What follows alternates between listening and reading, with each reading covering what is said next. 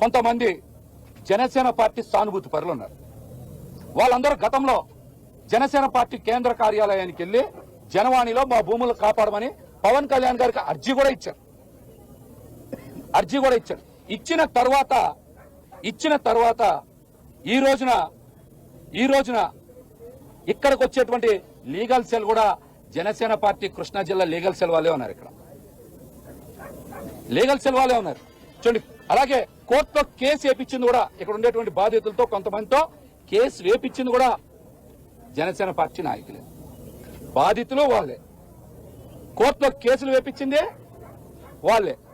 అట్లాగనే కోర్టు తరఫున కమిషన్ గా వచ్చింది జనసేన పార్టీ లీగల్ సెల్ వాళ్ళే. ఇది ఎంతవరకు సమంజసం? ఇక్కడ వీళ్ళందరికీ కూడా బాధితులందరికీ అండగా నిలబడి పోరాడతారా లేదా, వీళ్ళని కాపాడతారా లేదా అన్న విషయం మీద స్పష్టం చేయాలి, ఖచ్చితంగా నిలబడాలి. 42 మంది ప్లాట్ ఓనర్లకి న్యాయం చేయాలి, అండగా నిలబడాలి. స్థానిక ఎమ్మెల్యే గారు ఎందుకు స్పందించట్లా, స్థానిక ఎంపీ గారు ఎందుకు స్పందించట్లా, దీనికి సమాధానం చెప్పి తీరాలి. ఇంతమంది బాధితులుంటే మరి ఈ సమస్యకి కోతవేటు దూరంలోనే మరి ఎమ్మెల్యే గారి కార్యాలయం ఉంది, ఎందుకు స్పందించరు? ఎంపీ గారు ఎందుకు స్పందించరు?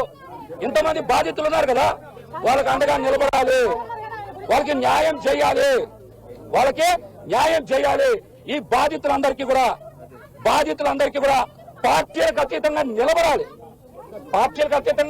నిలబడాలి, న్యాయం చేయాలి. వీళ్ళందరూ కూడా సామాన్యులను కూడా ఈ సందర్భంగా తెలియజేస్తున్నాం. పోలీస్ శాఖ వారిని, విజయవాడ కమిషనర్ గారిని కూడా ఒకటే విజ్ఞప్తి చేస్తున్నాం. సిపి గారు, మీరు ఖచ్చితంగా కొంత సమయం ఇవ్వాలి. ఇక్కడ జరిగినటువంటి అన్ని అంశాల మీద మీరు కూడా సిట్ ఉంది కదా, ఈ రోజున మీరు కూడా సిట్ ఏర్పాటు చేయాలి. ఈ సొసైటీ